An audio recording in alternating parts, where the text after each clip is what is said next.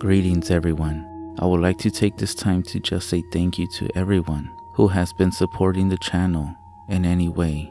I also want to say that you can now join the channel for only $2.99 a month. You'll get exclusive access to my members only community tab, where I will post updates, pictures that only members will be able to see. You'll also get a member shout out in all my videos. You'll get priority responses to any comments. And on top of that, you'll also have a pretty cool badge next to your name and comments. Your name will also go on the beginning of each video and at the end. I will also engage with everyone much more on there and even get more personal. There is no obligation to joining, but thanks for always considering. And no worries, I will still engage with everyone here in the comments as well. Thank you so much again, and now to the stories. I grew up in Winslow, Arizona, but also lived for a period of time on the reservation near the Puerco River. My grandparents have a home which is more to the east and not all that far from the New Mexico state line. When my mother and aunts were children, they lived further west. Their house was in a wooded area, and though there were neighbors, there wasn't that many. When I was young, I often heard stories of skinwalkers, but never really believed until I got older, and after my grandmother, a Christian woman, not prone to superstition or telling lies, shared with me and my cousins an encounter that occurred when my mother and her sisters, my aunts, were still small children. They were living at the time in a 3-bedroom house, full wood construction, surrounded by a small fence and with chicken wire around the front porch. One night, when all the children are in bed and my grandfather is off working, she is awakened by a noise that she hears outside. She gets up out of bed and in the dark, makes her way out to the living room. It is then that she hears something up on the roof of the house. She said that she knows immediately what it is. Her first instinct is to go out to the front porch and curse the creature that has picked her and her family as a target. As she makes her way to the front door, she hears it walking around over her head. Then, as soon as she starts to open the door to go out, she hears it jump down by the side of the porch, open the porch door, come up to the steps, and right up to the kitchen window, only about 10 feet away from where my grandmother is standing. She says that she is really scared now, but as the porch light is on, she thinks that she can take a peek through the window and see what is out there. Just as she starts to pull aside the curtain, her whole body freezes, as if she has no control over it whatsoever. However, she can hear just fine, and whatever is out there on the porch starts to scratch at the kitchen window, as if it's trying to get into the house. My grandmother says she starts praying and asking God to make whatever it is go away. And this is before she becomes a Christian. Finally, the creature gives up and leaves. Once it is gone, my grandmother is able to move again. She says she knows it was a skinwalker. Her own mother had often shouted into the night, and her father would shoot with a shotgun into the darkness whenever a skinwalker came around their whole gun. The next morning, when my grandfather comes home from work, she tells him what happened. He takes the ladder and goes up into the roof and discovers a bundle of dry grass and twigs placed there alongside of the chimney. He tells her that the skinwalker might have wanted to start a fire in order to get her and the girls out of the house. Later that day, one of the older men from the reservation comes by the house and puts ash over the doorway. Even to this day, my grandmother swears that she knows who that skinwalker was. But what's more weird or strange is that she's never told us, and even now she won't say who it was.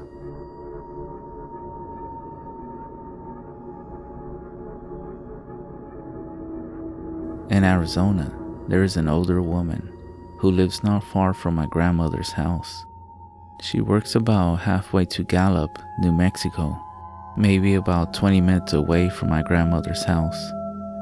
On cold mornings, she gets up before the sun to start her car and let it warm up before she makes the drive. Her house is surrounded by a dark wood fence, which is about 5 feet tall. This one morning, as she is making her way out to the car, she hears voices that seem to be chanting and giggling. She thinks they are coming from over by this low hill to the east of her house and back from the road. She walks over to the fence and takes a look, but it's still dark and the hill is covered with trees and bushes. She doesn't see anything or anyone, and the voices have stopped. She doesn't give it another thought, goes about her usual morning routine, and eventually leaves for work. A few nights later, she is bringing in her laundry from the outside line when she hears really loud music coming from the neighbor's yard across the street. She decides to be nosy and walks over to the fence to see which one of the boys it is, thinking that maybe she can ask him to lower the volume some. Just as she gets to the fence, she sees a dark figure step from the trees on that low hill and make its way down towards the street. It's moving kind of funny, as if it's not accustomed to its own body. She screams, and it starts to run really fast towards the young man playing the boombox. He must have heard her, because she says he lowered the volume. However, when she turns back around to see where the figure has gone to, it's now gone. She says that she was certain that it was a skinwalker.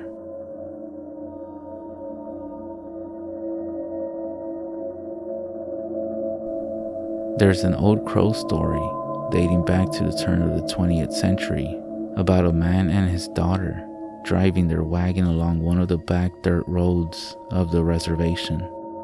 They're on their way to the market. The daughter, about 10 years of age, notices an old woman up ahead. She is limping along the middle of the road and mumbling to herself. Just then, her father moves the horse pulling the wagon, and it breaks into a faster pace, trolling up alongside the old woman. As soon as the father is in reach, he raises his buggy whip and trashes the woman across the back. Then and there, right before the eyes of the little girl, the old woman withers down in size, turns into a coyote, and runs off into the trees by the roadside. Her father, not in the least bit surprised, turns to her and says, "Let that be a lesson to you."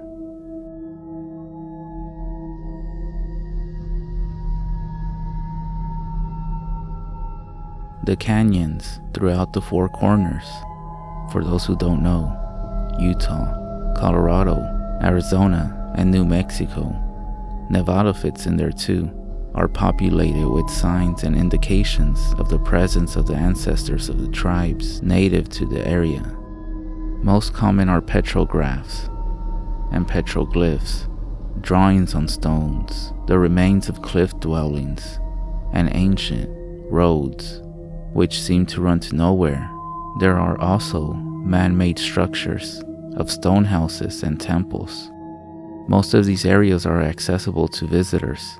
However, they are also monitored by local and tribal authorities, which protect them and ensure their preservation. That being said, it is not uncommon to find graffiti and other evidence of disregard for these historical sites. Several years ago, a friend of mine, a local Hopi guide for the tourists, and I are poking around these ruins. It's already dark, but if you are going to go to these places for the reason we go, see if there's anything of value that hasn't yet been recovered. You have to go at a time you're likely not to be seen. I have gone to other similar places with this guy, and we had some luck with small relics that tourists will buy. By the way, I am Hopi as well. We are only there for a short period when we hear something moving towards the ridge and only a few yards from where we are. My friend takes a pistol from his waist and points it over to the trees. He's calling out in our native language some words we both know and which are generally used to ward off dark spirits. By the sound of things, whatever is out there is getting more bold and coming closer, but we still can't see anything. At the same time, there is this feeling of dread building up inside of me, and I'm thinking too how nice it would be to have a pistol instead of the flashlight that I am carrying. At this time, we're both thinking Skinwalker. But that's just part of who we are as Hopi. My friend then starts backing the two of us towards the edge, running up and over our heads. Just then, this sharp, yipping sound breaks out, followed by this sustained high-pitched scream, which slices right through me like an icy wind. I find myself praying before I realize I am doing it already. My friend is starting to chant in Hopi, his voice filled with fear. We both have no doubt it is a skinwalker, and it is coming right at us. I lift my flashlight and point its bright beam in the direction of that blood-chilling screech. The skinwalker, still in the dark, responds by making this throat mucus-filled sound, a sort of coughing noise. I am waving the light all around trying to get a glimpse of it. Just then, I guess my friend can't take it anymore and starts firing his pistol, the rounds tearing through the bushes. I drop for cover and duck my head, saying the Hail Mary the whole time. When he stops firing, I look up in time to see this dark shape run up the sheer slope of the ridge, just to the other side of the trees and brush. We didn't hang around to see where it went, leaving the ruins behind and getting back to our truck. So if you ever go anywhere near the Four Corners, don't stay past nighttime. And whatever you do, don't venture out into any native, man-made structures, temples, or anything related to ancient native tribes. You might just come across a skinwalker.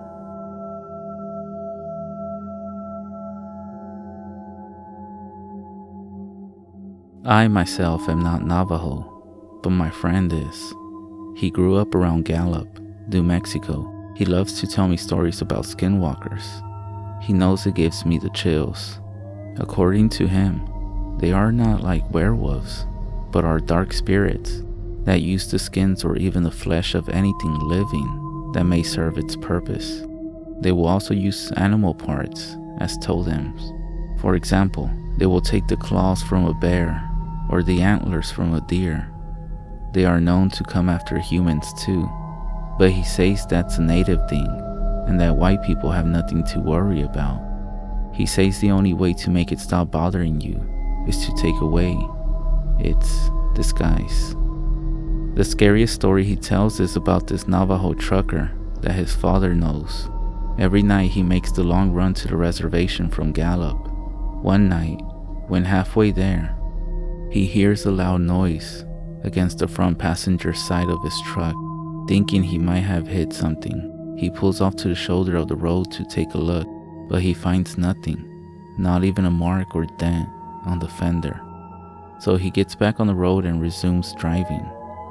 But only a few seconds later, he sees something in his rearview mirror towards the middle of the road and moving up on him. And it's not another vehicle. Then, just as suddenly as it appears, it's gone. Shrugging it off, he goes back to paying attention to the road, with his semi going about 60 miles per hour. He chances to look in his mirror, and again, he sees this thing chasing him, and it is moving fast. Just like that, it's at his driver's door and holding onto the handle and striding along. Then, without warning, it turns to him with its dog-like face and dull, dark eyes and smashes in the window. The driver slams on the brakes. The cab of the truck goes into a slide, the trailer jackknifing past him. The whole time, this creature is holding on to the door and reaching in through the broken window trying to grab him. Somehow, the truck comes to a stop, blocking both lanes of the road straight across. The driver is so scared, he doesn't even notice the creature is gone, and instead throws the door open and runs off into the desert. Now, he must have passed out or something, because he awakes with the sun coming up and finds himself huddled by this rock formation.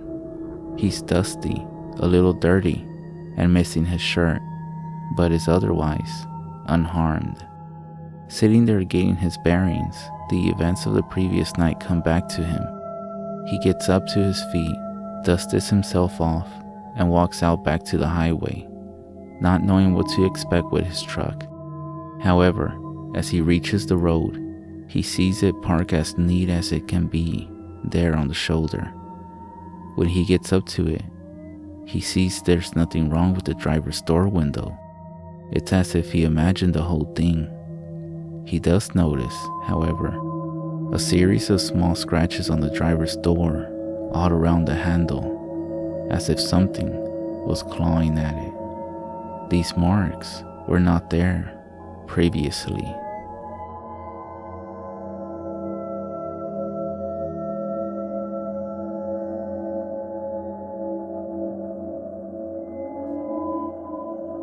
My friend and I were at a party on the Hopi reservation in Polaca. It was getting late, and we had a pretty good buzz on. Most of the people we knew had already trickled out, so we decided it was a good time as any to leave. We looked around for the friend who was supposed to give us a ride, because we had all come together. We found him in a back bedroom, drunk and passed out, so we had no choice. We're gonna have to walk. The two of us lived on the other side of the gulch. A good 2 miles. Between were nothing but trees, scrubs, bushes, and some hills. We had barely cleared the houses onto the road passing between the wooded area when we got this funny feeling we were being watched. We decided to leave the road and cut through the trees. It wasn't the easiest walk, but it would cut the distance down some. And even though it was pitch black outside, we knew the way pretty well. We had been a good 20 minutes off the road and heading up towards the hills when that same feeling of being watched came upon us again. We both turned around at the same time, but it was so dark we couldn't see anything. But then, my friend Paul swore he heard some kind of cackling or mumbling. I didn't hear anything, except for maybe the wind in the top of the trees at our back. By that time, none of us was gonna admit it. We were feeling a little scared. Without saying a single word, we picked up the pace, moving along pretty good but not running. And that's when I heard it too. But now, it was more like heavy breathing. Paul then grabbed my arm and gave me a tug forward. We took off running straight up the hill, which wasn't that big, but it was still enough of a slope so I wasn't feeling it in my legs. And on top of that, I was drunk. Think about this for a second. Running up a hill, at night, drunk, complete darkness, and as you're running, you hear footsteps behind you, and heavy breathing. Whatever it was though, stayed with us every step of the way. Right at the top, Paul and I stopped and turned around, expecting the thing to be right on us. But we were standing there, huffing and puffing, and looking at nothing but darkness. A few seconds passed, and then we heard a thin laughter, as if it was coming from down the hill and back from where we started running. We decided to keep moving and put some distance between us. We turned to go down the other side of the hill, and there, standing right in front of us, was this creature. It was standing up on 2 legs, like a circus dog, only much taller, with both paws extended out in front of it. It had this coyote face, and it was grinning at us, all of its teeth exposed, and its tongue sliding from one side to the other. I couldn't believe how skinny it was, as if it hadn't eaten in weeks. Its rounded stomach sticking out like one of those African kids in the charity ads, and the skin sinking between its ribs. The smell was unbelievably bad, like the smell of an old, wet dog. We both jumped back with a scream, like two little schoolgirls.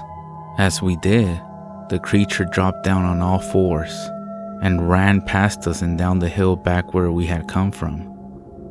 It was yipping and laughing all the way. Paul and I started praying like never before, swearing to Jesus that if he got us home safe, we would never drink again. The laughing, or whatever you want to call it, died down and disappeared. Wasting no time, the two of us made our way down that hill and into the trees that separated us from where we lived. As we walked along, we were trying to convince each other everything was okay. It was only a coyote out searching for a meal. We scared it jumped up at us, and then it ran away. We started feeling better about things overall. We got across the open field and into the trees. We made it all the way through there without anything else happening. However, just as we stepped out towards that first backyard that we needed to cut through to get to the street, we heard this unmistakable chatter, like some little monkey laughing, coming out of the trees just behind us. It was followed by the sound of something moving through the branches and twigs. My friend Paul then yelled out some words that he said that his grandmother had taught him, and just like that, the noise ceased and it got real quiet. He then grabbed my arm again and we ran. We ran as fast as we could through that yard and out to the road. We ran straight for the house where Paul lives with his grandmother. When we got there, we found her awake and sitting in the kitchen with only a small candle for light. She was burning some cedar. When she saw us, she put her finger up to her lips and then pointed to the outside of the house. Her lips were moving, but silently.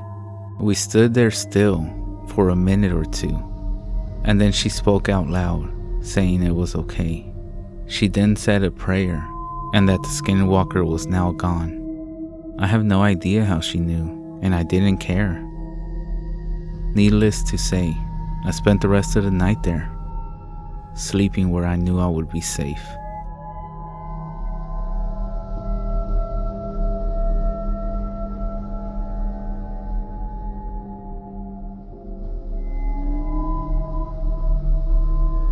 My family has lived in Iowa since July of 2017, and we live in a small neighborhood with a minimum of 25 houses, and it is surrounded by a forest. I've seen many horror movies, and most of the movies are always in a forest, so I've been paranoid and been alarmed. Our dog was getting old, so we got another dog, and so now our old dog has a friend.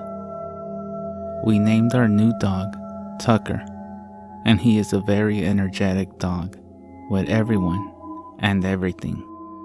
Our old dog died a few months later, and Tucker was the only interactive pet we now had. A couple of years later, my mom and dad got divorced, and she moved on to a guy that lives a couple of miles away from our house. My mom and dad settle on a schedule on what day they can spend the day with us, while the other goes somewhere else for a couple of days. For context, my mom's side is native, and we do believe in the lore of skinwalkers and wendigos. On one of my mom's days, she drives up this road where it's surrounded by a bunch of trees and a couple of houses and 2 farms. There is a hill on this road that she has to drive up, and as my mom drove up the hill, she saw something in a field near the neighborhood. What she saw was tall, gray-skinned, had deer hoofs as feet, and it was walking into the woods. My mom was confused, and when she reached the stop sign, she looked back in her mirror and nothing. Now my mom was scared because she remembered all the stories of the Wendigo and skinwalkers and drove off to our house. When she told me this, I was already scared because of all the stories I had heard on YouTube. As she told the story, I remember the skinwalker, mostly all the stories of the encounters I had found on YouTube. After this, I was extremely cautious when I was outside on my bike rides. Without thinking, I rode my bike near the hill where my mom saw the possible Wendigo. I brought my camera to take pictures of the landscape because it was nice out, but I became paranoid when I came near to the field, and I always trust my paranoia. As I rode off, I felt like I was being watched when I rode past the field. A couple of days later, it was nighttime, and my dog had to go outside to go to the bathroom. I put my dog on a leash that is connected to the porch, and I let Tucker out. I turned on the light that was outside so I could see what Tucker was doing, but I was cooking food in the kitchen for me, so I had to focus on that. When my food was finished, I heard my dog start barking at something, so I walked towards the door so I could see what he was doing. As I approached the door, I can see Tucker is barking at something in the dark. I opened the door more and told Tucker to stop barking and to get inside, because his barking could wake up the neighbors. After telling him to get inside, he kept barking at something in the darkness. My paranoia kicked in, and I shouted to him to get inside. He kept barking. That's when I started to get scared, and I finally looked into the darkness to see nothing but eyes shining from the porch light. As I saw those eyes, my instincts kicked in to pull on the leash and scream out, "Get inside!" Finally, Tucker responds by reacting to the pull and running towards the door, and I slammed the door as soon as Tucker ran inside. I shut the porch light off and took the leash off his collar. I locked every single door and window in the house and covered every window and anything that you can look through. After Tucker was off the leash, he ran downstairs into our basement, so I grabbed my food and went downstairs to keep an eye on my dog. It's been 2 months since then, and my routine when it got dark was what I did when I saw those eyes outside. Close the blinds, lock the doors, and turn off the lights from outside. Now, whenever I'm outside, I'm always with a group of people, or I always keep a weapon on me.